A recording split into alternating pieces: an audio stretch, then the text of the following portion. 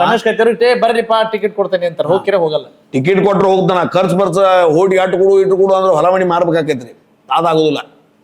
15 ದಿವಸ ನೀವ ಹಿಂಗಂದ್ರೆ ಹೆಂಗ್ರಿ ಸರ್, ಶ್ರೀಮಂತರದಿರಿ ಯಾರು ನೀವ ಹಿಂಗಂದ್ರೆ ಹೆಂಗಂದೆ? ಹರಾಮಿ ರೊಕ್ಕಿದ್ರೆ ನಾನು ಹರಿಸ್ತೀನಿ, ಇಲ್ಲ ಪ್ರಶ್ನೆ ಇಲ್ಲ. ಅಲ್ರಿ ಸರ್, ಇಷ್ಟು ಜನಬೆಂಬಲ ಇರುವಾಗ ಜನಬೆಂಬಲ ಐತಿ, ಯೋಚನೆ ಮಾಡೋ ಅಲ್ಲ. ಈಗ ಬರ್ತದ ಅಂತ. ಈಗ ಪಾರ್ಟಿ ಅವ್ರು ಟಿಕೆಟ್ ಕೊಟ್ರು, ಆದ್ರೆ ನೀವು ಒಂದು ಪಾರ್ಟಿನ ತೊಗೊಂಡ್ ಬಂದಿತ್ತು. ಈಗ ನೀವು ನಿಂತಾಗ ನೀವು ರೊಕ್ಕ ಕೊಡಕ್ಕೆ ಚಾಲು ಮಾಡ್ತೀರಿ. ಮತ್ತೆ ನಾ ಕೊಡ್ಲಿಲ್ಲ ಅಂದ್ರೆ ಮಕ್ಕಳನ್ನ ಅವರು ನನಗೆ ಓಟ್ ಹಾಕಿ ಅವ್ರಿಗೆ 7 ಹುಟ್ಟಿದ್ರು, ಮೈಗೆ ಮಗನ ಕೊಟ್ರೆ ಕೂಡ ಇದ್ರ ಹಾಕೋತಾರು.